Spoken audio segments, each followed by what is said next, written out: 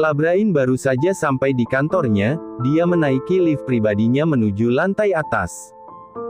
Setelah lift terbuka, Labrain berjalan ke arah ruangan miliknya. Terlihat Ricard yang sudah berdiri di sana menunggunya. "Selamat pagi Tuan." Ricard membungkukkan tubuhnya memberi salam. Labrain hanya mengangguk dan menyuruhnya untuk masuk ke dalam. Kini, mereka berdua sudah duduk di sofa ruangan tersebut. "Tuan, pembangunan mall sudah dilanjutkan kembali.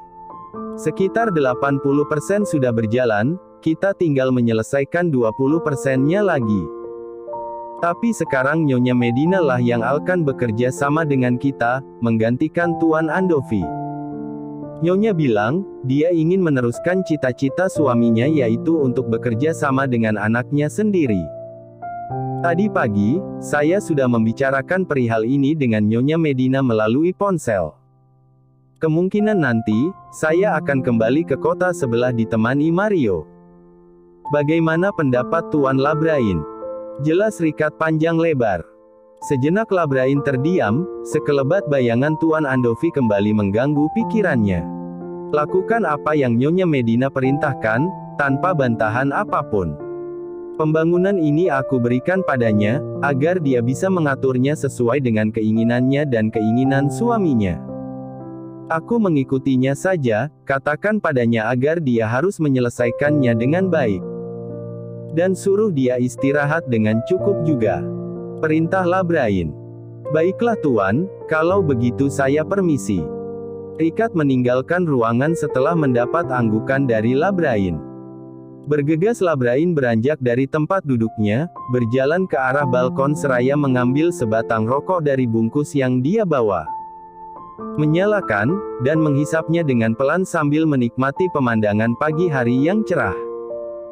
"Aku pastikan kalau cita-citamu akan selalu terwujud, meskipun bukan kau yang melakukannya," gumam Labrain.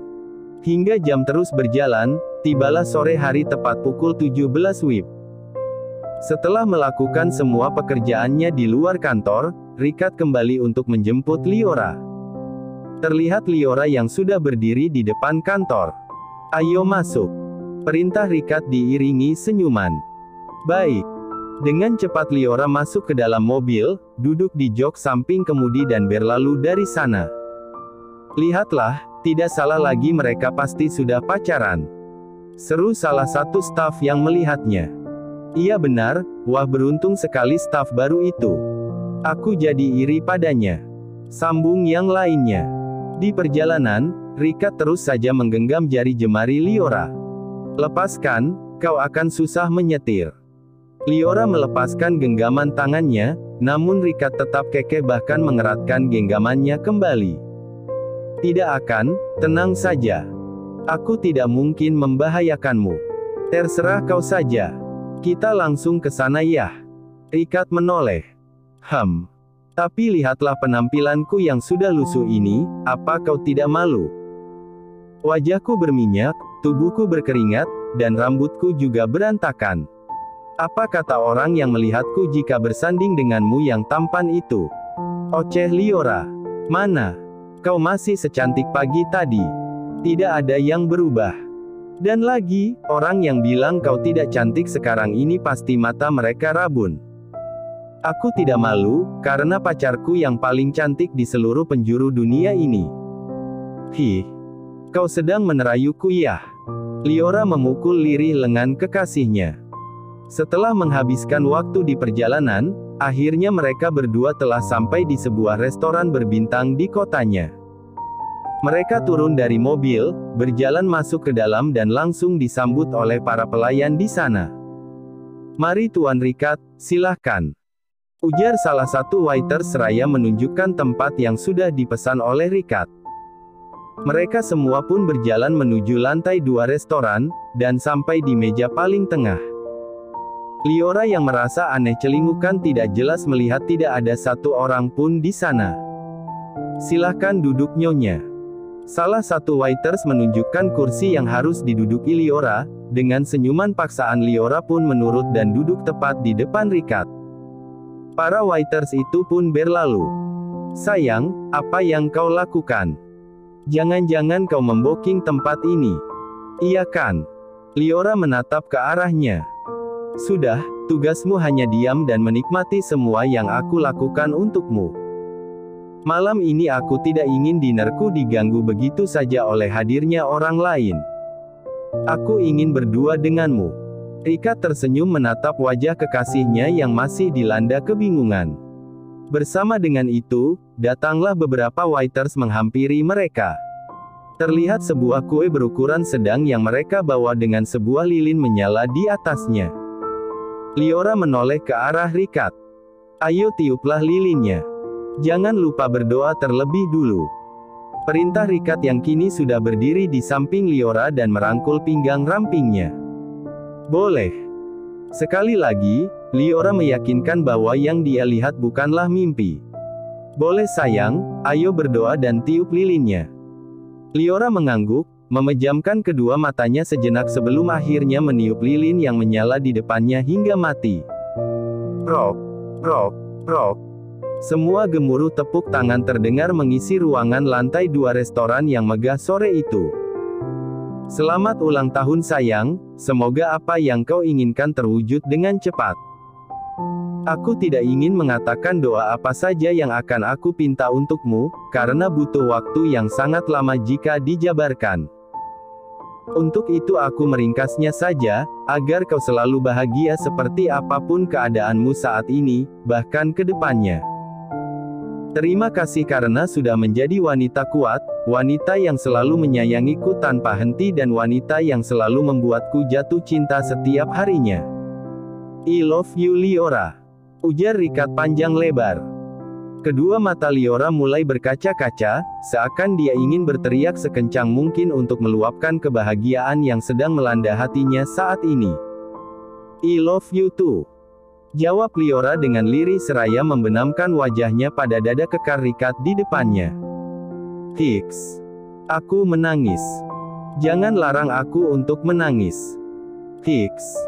Liora terus saja terisak hingga sesenggukan di sana. Ia menangislah, katakanlah kalau sudah.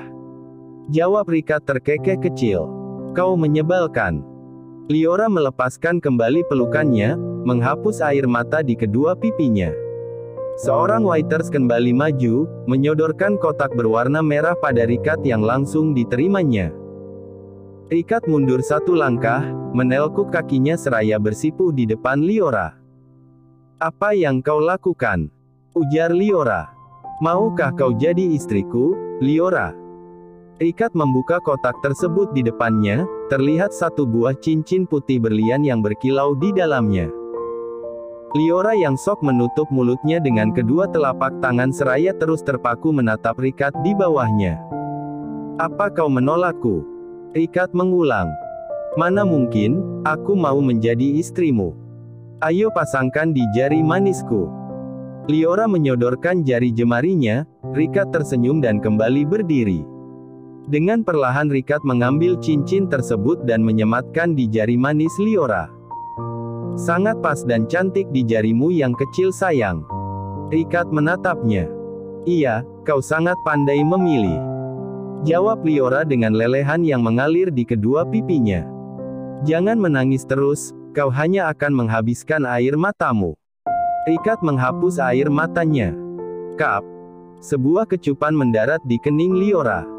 Apa kau baru saja melamarku? Aku masih tidak percaya ini terjadi. Aku mohon, sadarkan aku dari mimpi ini. Ucap Liora. Kau tidak bermimpi ataupun berhalusinasi seperti yang biasa kau lakukan. Hari ini, tepat di hari ulang tahunmu. Aku ingin melamarmu dengan segenap kasih sayang yang aku miliki, aku berniat untuk menikahimu bulan depan Liora. Aku rasa, aku sudah terlalu lama bergelut dengan rasa trauma yang aku miliki. Lantas sampai kapan aku harus takut akan hal itu? Sementara kau dengan suka hati selalu menungguku. Aku tidak ingin membiarkanmu menungguku terlalu lama, aku akan baik-baik saja.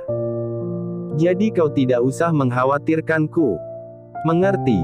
Jelas Rika. Bi. Benarkah yang kau katakan barusan? Kau akan menikahiku bulan depan. Kau serius? Aku. Tidak ada yang perlu kau persiapkan, karena aku yang sudah mengatur semuanya. Kau tidak perlu pusing dan repot untuk itu. Biarkanlah menjadi urusanku. Tapi kau kan sedang sibuk, bagaimana kau bisa mengaturnya sendirian? Aku sudah mengaturnya jauh-jauh hari sebelum aku sesibuk ini. Kau sangat pintar. Liora memeluknya dengan girang. Prok, prok. Lagi-lagi suara tepukan tangan terdengar kembali. Baiklah, tugas kalian sudah selesai. Sekarang giliran persiapkan makanan yang sudah aku pesan sebelumnya. Perintah Ricard. Baik Tuan. Serentak para waiters menjawab dan berlalu dari sana. Ayo duduk lagi, ujar Ricard. Mereka berdua pun kembali duduk di kursi yang sama. Sesel kali kedua mata Liora menatap dengan lekat pada cincin yang tersemat di jari manisnya itu. Apa kau menyukai cincinnya sayang? Ricard menoleh ke arahnya. Iya, aku sangat menyukainya. Bentuknya sangat kalem sekali, dan tidak berlebihan. Aku yakin, ini pasti sangat mahal bukan? Tanya Liora. Tidak begitu mahal. Aku tidak percaya. Karena aku baru pertama kali lihat cincin secantik ini. Tapi cincin itu masih kalah cantiknya denganmu. Kau lebih berkilau dan bersinar. Dasar gombal. Hentikanlah merayuku seperti itu, aku takut akan insomnia nanti malam. Cetus Liora. Sementara Ricard hanya terkekeh kecil mendengarnya. Bersama dengan itu, para waiters pun kembali lagi dengan beberapa menu makanan di tangannya. Menaruh dan menatanya dengan rapi di atas meja besar di sana. Silakan menikmati hidangannya Tuan, Nyonya.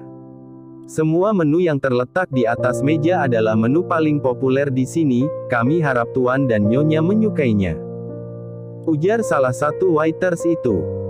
Wah, terlihat sangat enak-enak sekali, bagaimana bisa aku tidak menyukainya?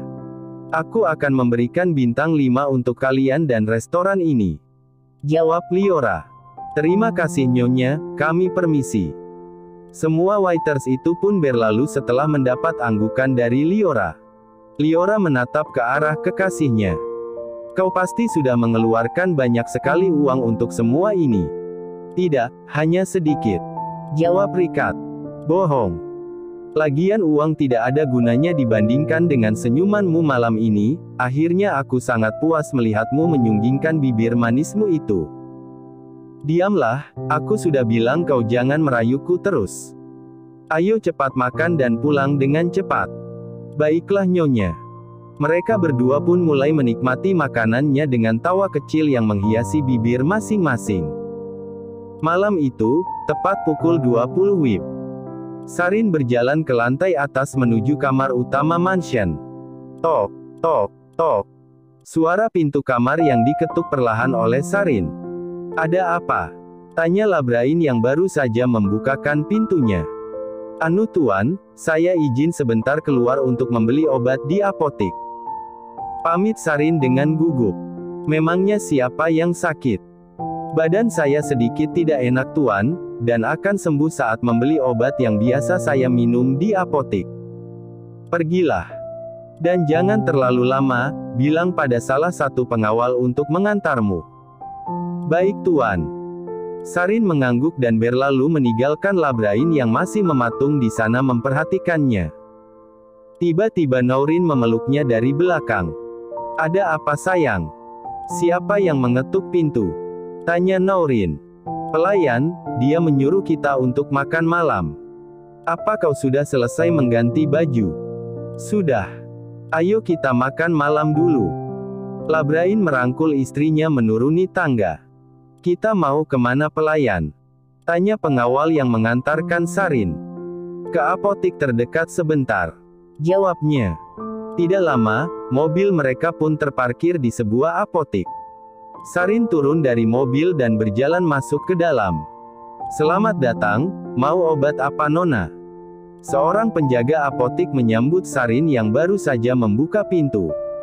Untuk sejenak Sarin terdiam, kedua matanya melirik ke seluruh ruangan yang sepi pada malam itu. Aku ingin beli tes pack 1. Ujar Sarin ragu-ragu. Sebentar, mau yang harga berapa? Berapa saja? Saya sarankan yang ini saja Nona, dijamin langsung terlihat hasilnya dengan cepat. Penjaga apotik tersebut menyodorkan sebuah tes pack dengan kardus kecil berwarna biru. Setelah membayar, dengan cepat Sarin memasukkan alat itu ke dalam kantong roknya dan berlalu dari apotik tersebut. Ayo jalan. Perintah Sarin setelah memasuki mobil kembali, pengawal itu pun mengantarkan Sarin ke mansion. Namun di perjalanan, tiba-tiba ponsel Sarin berdering. Mendapat satu panggilan dari Antonio. Bergegas Sarin mengangkatnya. Halo, ada apa menelponku? Sarin mengawali perbincangan. Bukankah aku selalu menelponmu di malam hari? Iya sih. Kau sedang di mana? Tanya Antonio. Aku sedang keluar dengan seorang pengawal yang mengantarku. Abis dari mana? Dari apotek. Berikan ponselmu pada pengawal yang mengantarmu sekarang juga. Hah? Sarin dibuat bingung dengan perintah Antonio. Berikan saja. Baiklah, pengawal, Dokter Antonio ingin berbicara denganmu. Sarin menyodorkan ponselnya yang langsung diterima oleh pengawal tersebut. Beberapa saat pengawal dan Antonio saling berbincang. Ini ponselnya. Pengawal itu memberikan kembali ponsel milik Sarin. Apa yang kalian bicarakan? Tanya Sarin penasaran. Dokter Antonio menyuruhku mengantarkanmu ke rumahnya sekarang, ada yang ingin dia katakan mengenai perkembangan kesehatan ibu kau. Hah? Lagi-lagi Sarin dibuat bingung. Iya, aku akan memutar balik mobilku sekarang. Lantas bagaimana kalau Tuan Labrain dan Nyonya Naurin marah? Aku kan hanya izin sebentar saja untuk pergi ke apotik. Katanya, itu biar Dokter Antonio yang mengurusnya. Begitu ya. Memangnya rumahnya jauh dari sini? Lumayan dekat. Sebentar lagi juga sampai. Mobil yang dikendarai mereka pun berputar haluan, lalu melaju dengan cepat menuju rumah Antonio. Sampailah mereka di halaman rumah besar bernuansa putih, terlihat beberapa lampu menyala menerangi setiap sisi halaman megah tersebut. Kita sudah sampai, turunlah. Perintah pengawal tersebut. Kau tidak ikut turun denganku. Sarin menatap ke arahnya. Untuk apa aku turun? Dokter Antonio bilang dia akan mengantarmu kembali ke mansion. Aku disuruh pulang olehnya. Hah? Begitu ya? Iya, cepat turunlah. Kau pasti sudah ditunggu Dokter Antonio di dalam sana. Baiklah. Kau hati-hati di jalan. Sarin keluar dari mobil. Terlihat pengawal itu pergi dari sana, dengan langkah yang sedikit ragu Sarin berjalan masuk ke dalam. Baru saja Sarin akan menekan bel di sana, tiba-tiba pintu utama pun terbuka. Kau sudah datang rupanya. Masuklah. Perintah Antonio yang baru saja membuka pintu. Baik. Sarin masuk ke dalam. Seketika kedua bola matanya berkeliling melihat seisi ruangan yang sangat indah dan mewah di depannya. Wah, bagus sekali rumahnya. Batin Sarin. Ayo kemari dan duduklah. Seru Antonio yang sudah duduk di sofa. Baiklah. Sarin berjalan ke arahnya, dan duduk tepat di depan Antonio. Kenapa kau duduk di sana? Apa tidak terlalu jauh denganku? Sini. Antonio membersihkan sofa di sebelahnya. Sarin lagi-lagi menoleh di sekeliling ruangan, takut jika ada orang lain yang melihatnya. Tidak akan ada siapapun di sini, tenang saja. Pelayanku sudah istirahat. Sarin beranjak dari duduknya, dan kembali duduk di samping Antonio. Untuk sejenak mereka saling terdiam satu sama lain. Apa kau benar-benar akan mengatakan tentang perkembangan kesehatan ibuku? Atau itu hanya alasanmu saja agar bisa membawaku ke sini? Tanya Sarin. Tidak, aku akan memberitahu tentang kondisi terkini ibumu. Sekaligus ingin bertemu denganmu mumpung kau sedang keluar mansion. Tapi Tuan Labrain. Tenang saja, aku bahkan sudah menghubungi mereka kalau aku akan menyewamu sebentar. Menyewa? Sarin terbelalak mendengar kata-kata itu. Haha, bukan, maksudku memintamu sebentar dari kedua tuanmu itu. Memangnya apa yang terjadi pada ibuku? Ibumu sudah mulai membaik, dan luka jahitannya juga sudah mengering dengan cepat. Syukurlah kalau begitu, terima kasih karena kau sudah mau merawat ibuku. Sudah menjadi tugasku merawat pasien kan sebagai dokter. Iya, kau benar. Kalau begitu aku pulang, katanya kau akan mengantarku. Ayo, ajak Sarin. Namun tak disangka, Antonio mendekatkan wajahnya tepat di depan Sarin. Kenapa kau sangat terburu-buru sekali? Padahal kau saja baru datang. Antonio semakin mendekatkan wajahnya, hingga Sarin perlahan semakin mundur menghindarinya. Ini sudah malam. Tidak enak kalau aku masih berkunjung ke rumah seorang pria. Benarkah? Lagian tidak ada yang melihatnya. Antonio semakin menatapnya dengan nakal. Tes peki yang berada di saku rok Sarin pun terjatuh tepat di atas lantai. Pandangan keduanya langsung tertuju di bawah sana. Dengan cepat Sarin mendorong tubuh Antonio dan mengambil tes pek tersebut. Menaruhnya dalam saku rok kembali.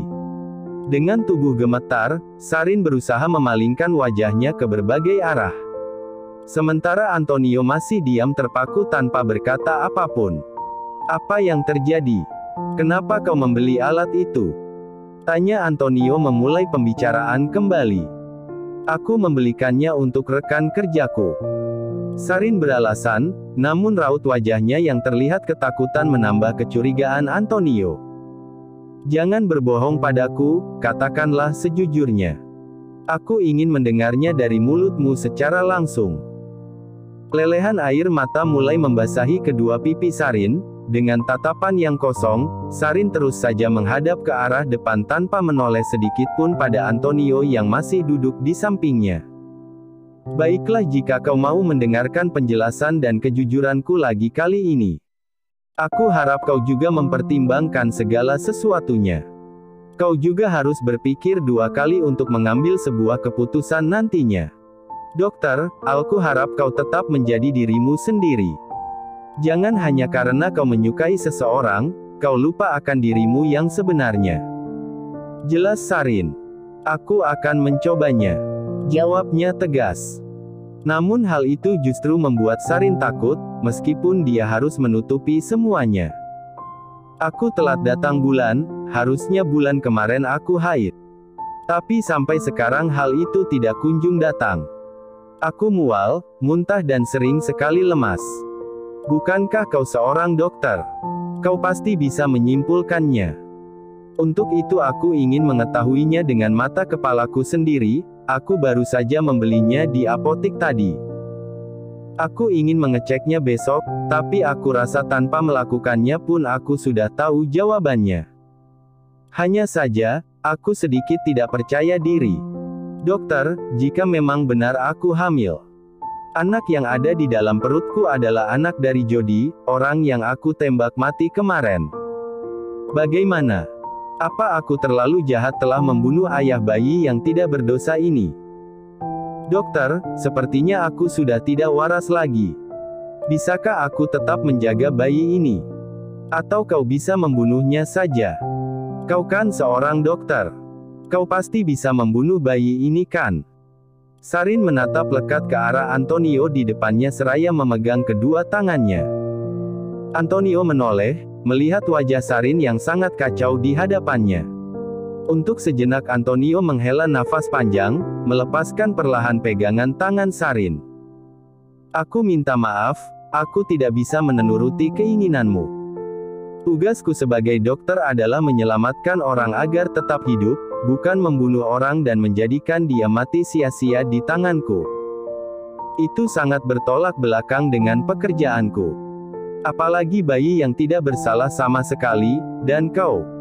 Apa kau yakin ingin membunuhnya?